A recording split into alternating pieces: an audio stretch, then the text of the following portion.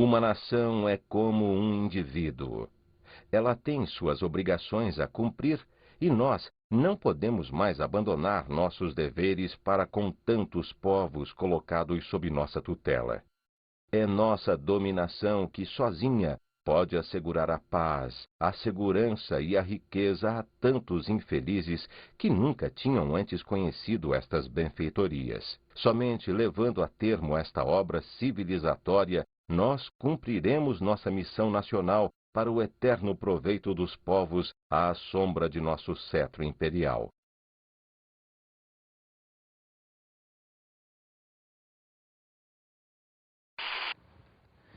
Salve, turma! O tema da aula de hoje vai ser imperialismo. Bom, nós vimos no nosso clipe de abertura a questão do imperialismo no discurso do Chamberlain. Ele fala a respeito de uma nação mais superior que vai trazer a civilização às mais inferiores. O contexto do discurso do Chamberlain exatamente é o que nós vamos tratar em aula. O contexto do imperialismo. Como se fosse um momento em que a Europa ensinaria ao mundo o que é o certo, ensinaria ao mundo o que é ser civilizado ou não. Mas uma coisa nós temos que ter certo no momento. Quando nós falamos de imperialismo, nós falamos de uma palavra que se vê durante longos séculos em várias circunstâncias diferentes. Desde Roma, passando pela Grécia, pela Idade Moderna até os dias de hoje. Mas nós trataremos nesta aula do imperialismo que tem relação com o século XIX e com o século XX. É esse o nosso tema. Bom, a primeira pergunta que nós poderíamos falar é: o que é imperialismo? Essa pergunta do que é imperialismo, nós encontramos uma definição no Dicionário de Política de Norberto Bobbio, um sociólogo italiano. Vamos vê-la. Expansão violenta por parte dos estados sobre áreas territoriais da sua influência ou poder direto, e formas de exploração econômica em prejuízo dos estados ou povos subjugados. Veja, esta conceituação nos leva à ideia de a hegemonia de um país sobre outro, mas hegemonia está relacionada à dominação de um país sobre o outro. Mas veja, não é só a dominação que explica. Nós temos também como ideia de hegemonia a aceitação da dominação de um país sobre o outro. Veja, de um lado é uma força bruta, direta. De outro lado, a aceitação é uma força mais sutil, que aos poucos se incorpora na cultura. O que podemos ver quando vemos imagens de povos africanos, por exemplo, vestidos tais como os europeus. Bom, agora é interessante entendermos o contexto em que ocorre o imperialismo. Primeiro, o imperialismo está relacionado à Segunda Revolução Industrial. É uma consequência da Segunda Revolução Industrial. Há um momento de produção, há uma busca por mercados para essa produção ser vendida, daí o imperialismo, essa busca por outras áreas. Também devemos relacionar e ter uma noção que o imperialismo está relacionado ao progresso técnico-científico, que nós podemos ver como uma melhoria da Segunda Revolução Industrial. A Segunda Revolução Industrial nos oferece a eletricidade, o aço, enfim, novas fontes de energia como o petróleo. É um progresso que, sem dúvida nenhuma, afeta aquele contexto. Aquele contexto também, a economia estava regulada no que poderíamos chamar de capitalismo monopolista. Isto é, a concentração de produção e de capital. O local em que ocorre o imperialismo também é importante. Basicamente, a Europa Ocidental e os Estados Unidos. A partir de 1860, 1870. Nós podemos notar também na época a formação de uma oligarquia financeira.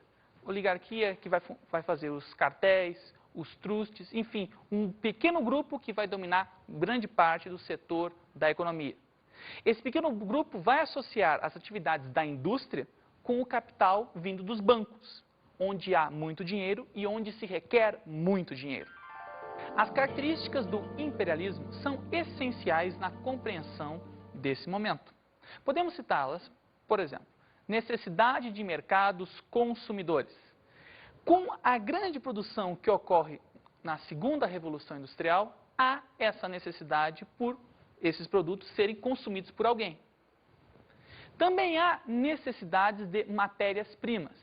Com o imperialismo, se busca essas matérias-primas que são essenciais para este momento, para essa nova indústria desta época. Com o imperialismo, também podemos encontrar uma nova divisão internacional do trabalho, no qual a Europa fica com os produtos industrializados e os países sendo dominados, os que estão sendo dominados, são meros consumidores ou fornecedores de matérias-primas. Podemos também traçar como ideia que há no imperialismo uma política anexionista, como o exemplo da África e da Ásia, que tem boa parte de seus territórios anexados, dominados diretamente pela Europa. Mas, se não é anexionista, há uma política de domínio econômico acentuado, que é o caso da América. A América Latina não foi dominada diretamente nesse período, mas ficou totalmente dependente economicamente da Europa. É uma nova colonização, mas a colonização do imperialismo tem grandes diferenças da colonização existente em um tempo anterior, lá pelos séculos XV e XVI, a colonização do antigo regime, a colonização do pacto colonial. Vamos ver essas diferenças. Bom, gente, vamos ver basicamente quais são essas diferenças. No antigo sistema colonial, entre o XV e o XVIII, o contexto é do capitalismo comercial, um capitalismo baseado no comércio, na circulação de mercadorias. Nesse momento, entre os séculos XIX e XX, o capitalismo monopolista, a busca por monopólios, a busca por garantir mercados. Um outro fator é a forma. No antigo sistema colonial, há um domínio político, isto é, você conquista as terras e elas são suas colônias diretamente. E essa é a única forma. Já no contexto do imperialismo do século XIX, temos o domínio político formal, muito semelhante, mas também o domínio econômico informal. Isto é, países conquistam a sua independência, mas eles são dependentes economicamente. Nós temos também uma outra diferença. Antigamente, naquela época, era o continente americano. Agora, o imperialismo também ocupa a América, daquela maneira, informal, uma dominação indireta, econômica. Mas, formalmente, isto é, uma dominação direta, temos a Ásia e a África sendo praticamente repartidas. Os objetivos são diversos. Veja, no antigo sistema colonial, metais e produtos agrícolas tropicais. Exploração simples, uma extração rápida. Já no contexto do imperialismo do século XIX e XX, a busca por mercados consumidores, busca por matérias-primas e campos de investimentos de capital. Veja, o contexto é outro, logo, as reivindicações são outras, os objetivos são outros. As práticas do imperialismo são os fundamentos e as justificativas para que ele ocorra. Para que isso seja entendido, é necessário que nós compreendamos o contexto da era vitoriana e da bela época em que se vivia.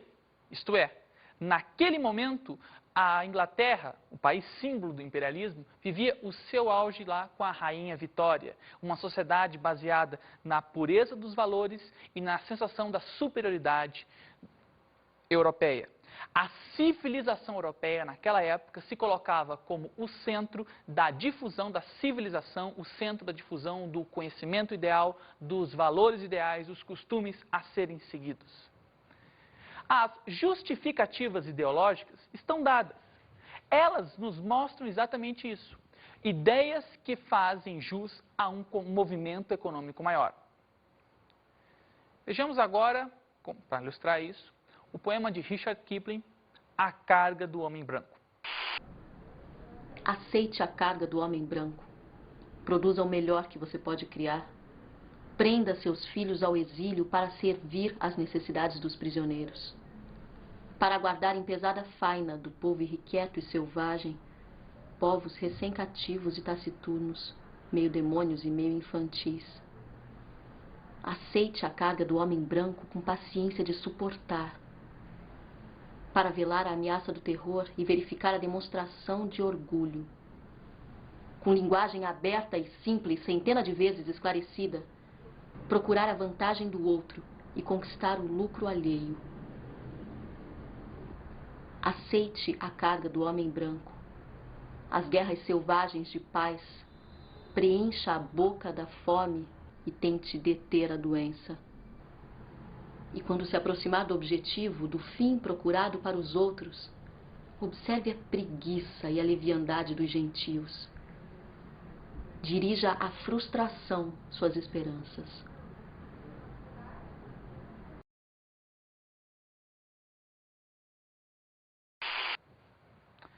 Veja, o poema de Kipling mostra um discurso direto de dominação. O homem branco dominando o incivilizado. Ele elaborou esse poema tendo como ideia mostrar a missão do homem ocidental, do homem europeu, na construção dos grandes impérios, o grande fardo que ele iria encontrar. Nessa descrição, nós podemos notar uma ideia da superioridade do homem branco. Uma superioridade que lhe dá o direito de exploração. O fardo do homem branco é esse, é pôr ordem na casa, é mostrar ao bárbaro, ao incivilizado, o que ele deve fazer. Levar a civilização aos povos incultos e atrasados. Mas esse poema é direto, ele não esconde nada. Mas há formas indiretas de dominação que existiram e que se formaram naquela mesma sociedade. Essas formas indiretas mostram a relação entre a cultura e o imperialismo. Um exemplo disso, que pode parecer banal e que passa batido, é a teoria da origem das espécies do Charles Darwin. Veja, quando Darwin elabora a teoria, elabora uma teoria evolucionista, que mostra dos seres mais primitivos atrasados aos mais evoluídos. Veja, o contexto em que ele elabora essa teoria, que ela é aceita na biologia, não entro nessa discussão, é o contexto em que nós podemos perceber uma evolução das formas bárbaras, incivilizadas, às formas superiores. Queira ou não, Darwin estava inserido naquele caldo cultural, naquela época, e essa sua teoria está influenciada pelos padrões daquela época. Agora, como outra forma de dominação indireta, vamos ver uma historinha em quadrinhos que parece que passa muito batido. A do Tintin. Tintin na África. Uma historinha lá escrita em 1930, 1931. Vamos vê-la e entender um pouco melhor dessa forma sutil e indireta de mostrar a superioridade do homem branco europeu frente aos incivilizados.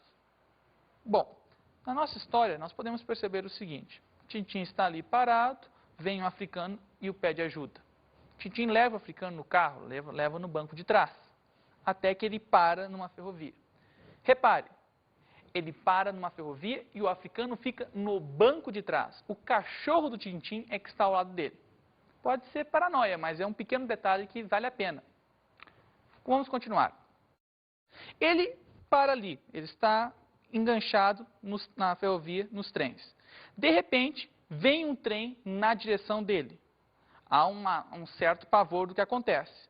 O que acontece no fim, o trem bate no carro, mas é o trem que quebra. Outro detalhe interessante.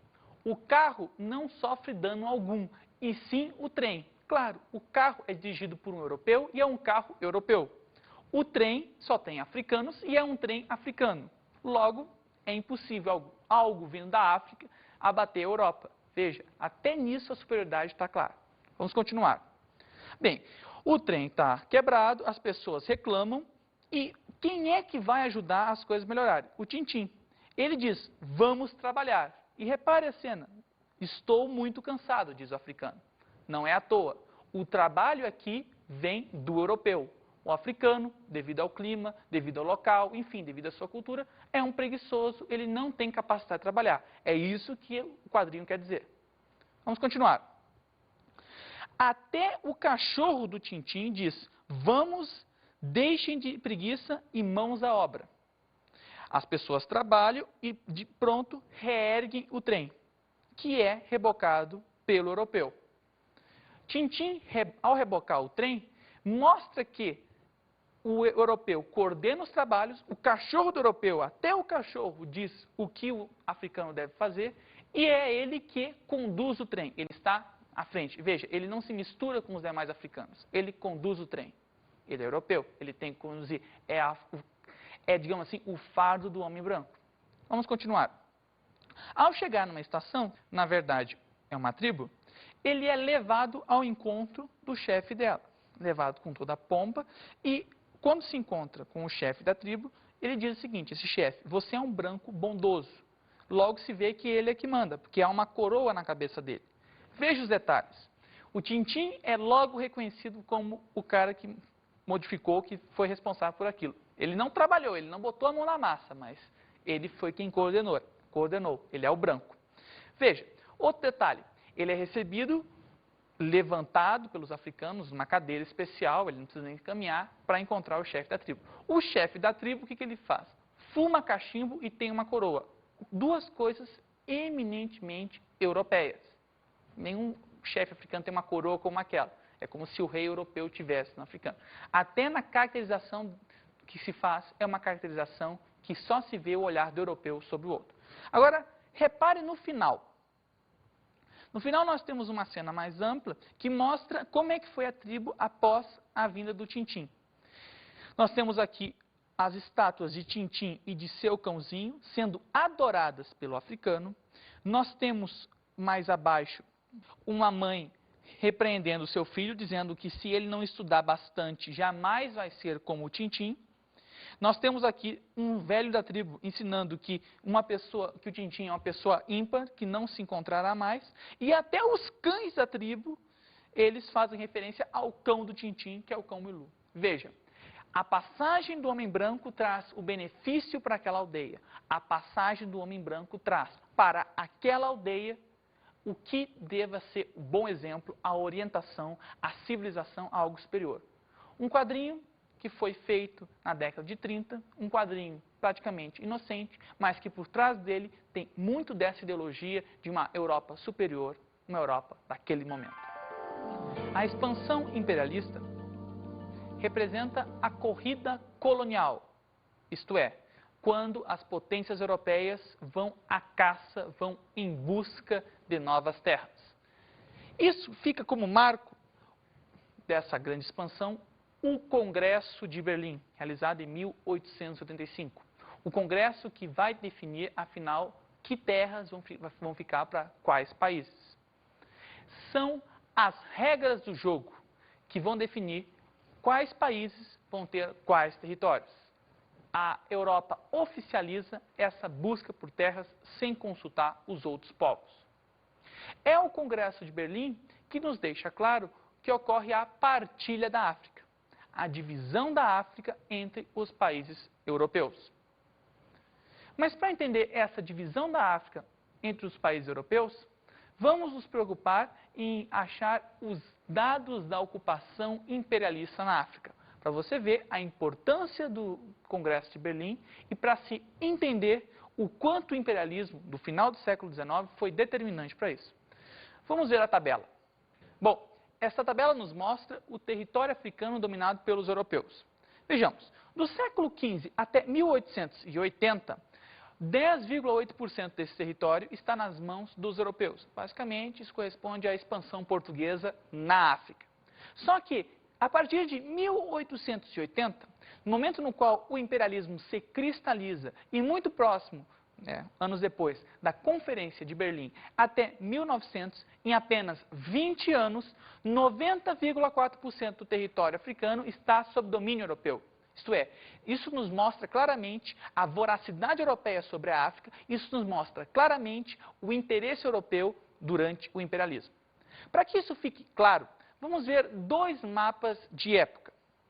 No primeiro, nós temos a África antes do domínio europeu. Uma África que ainda tinha domínio português nessa região, mas era muito pouco o seu território.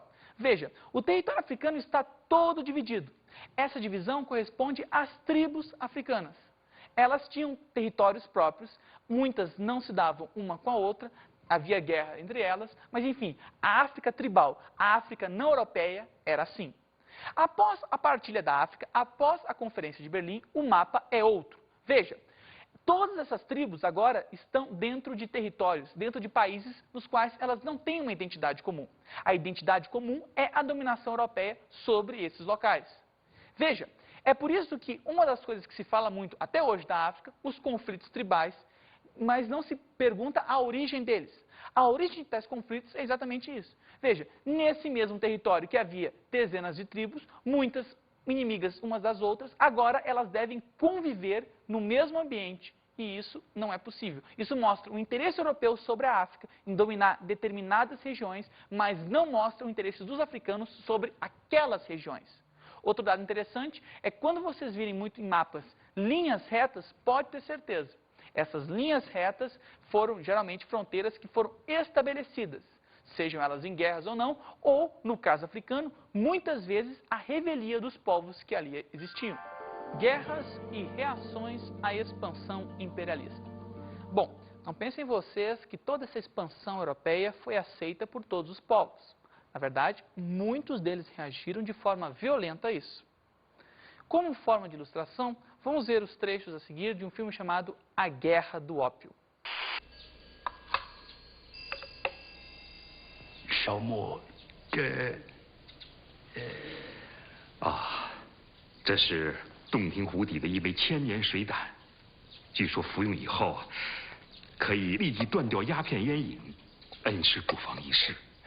惭愧啊！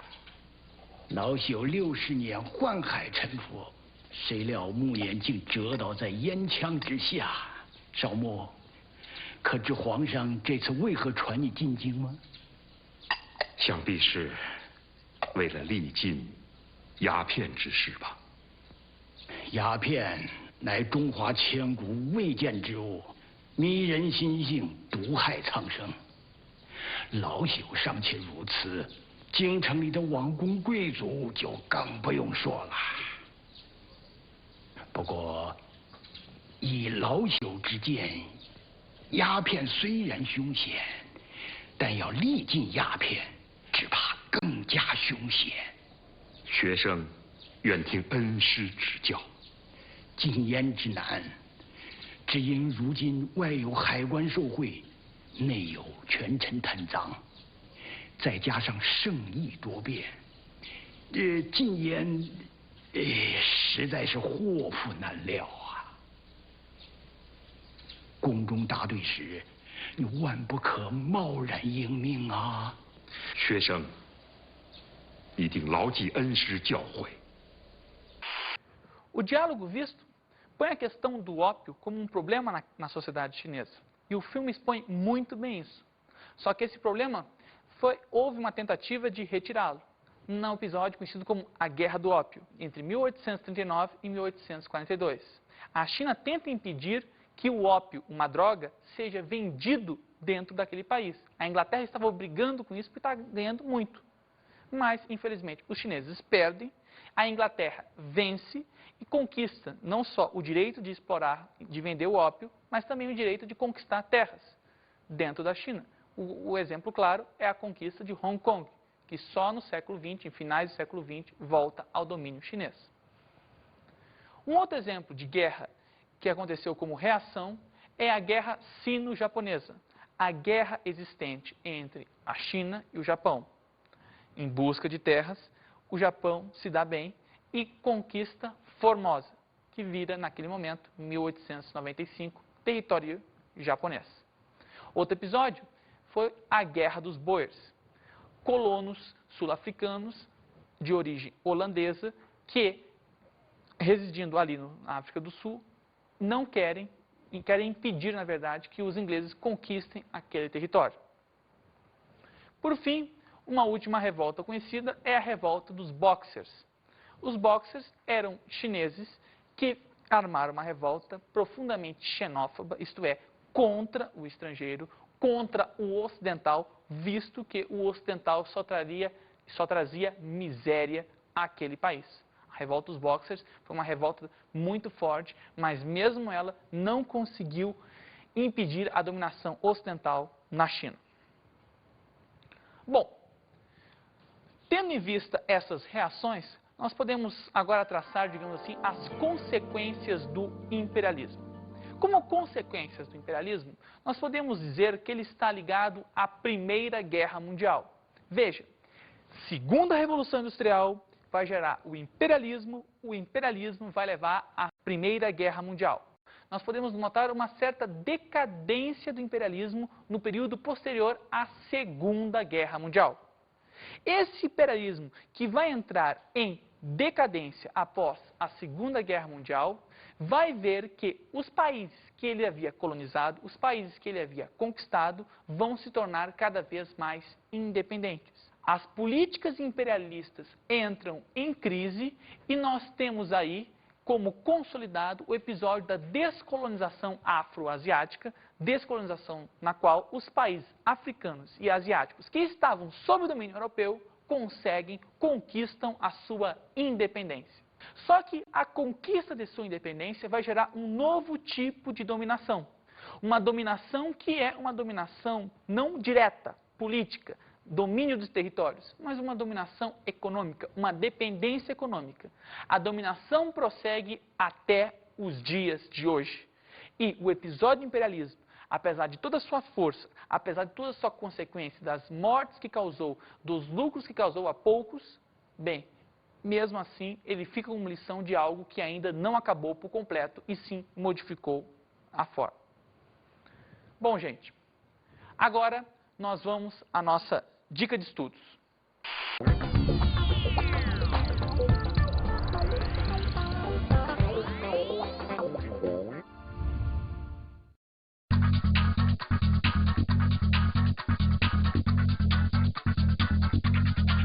Bom, gente, como dica de estudo, eu oriento vocês a perceberem o imperialismo como um fenômeno articulado entre consequências da Segunda Revolução Industrial e um fenômeno que irá gerar a Primeira Guerra Mundial.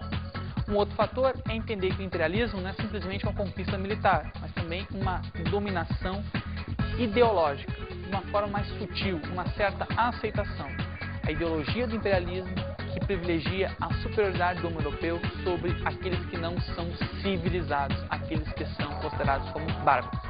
Por fim, um bom filme para entender essa lógica do imperialismo é um filme da década de 90 chamado Indochina, que conta a história de uma menina vietnamita que é criada por franceses e, no fim das contas, ela recebe uma educação europeia, mas, no fim das contas, começa a reerguer, ela começa a sentir as suas origens, né, da Indochina mesmo, as suas origens daquela região que está a dominação francesa, e começa a ter uma nova identidade, começa a privilegiar os povos que estão sendo dominados, no caso, o povo original dela. Um bom filme para entender essa questão. Bem, gente, mas é isso. Nos vemos na próxima. Grande abraço e até!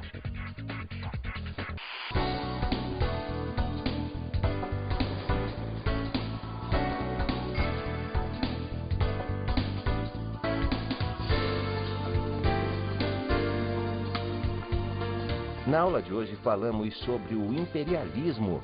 Abordamos as práticas do imperialismo. As práticas do imperialismo ocorrem numa Europa, uma Europa da bela época, da era vitoriana, no qual ela se via como superior a qualquer outro continente, a qualquer outro povo, e se via no direito e obrigação de levar a civilização e os bons costumes ao outro povo. Isso através da força militar, da conquista de territórios e também através da questão ideológica da cultura da época que legitimava este avanço.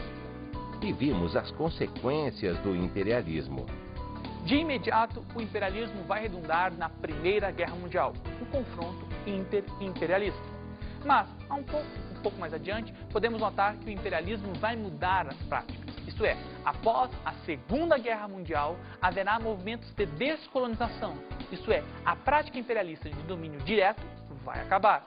Agora surgirá uma nova prática que será difundida até os dias de hoje. O imperialismo econômico, o domínio econômico, uma forma indireta. Até a próxima aula.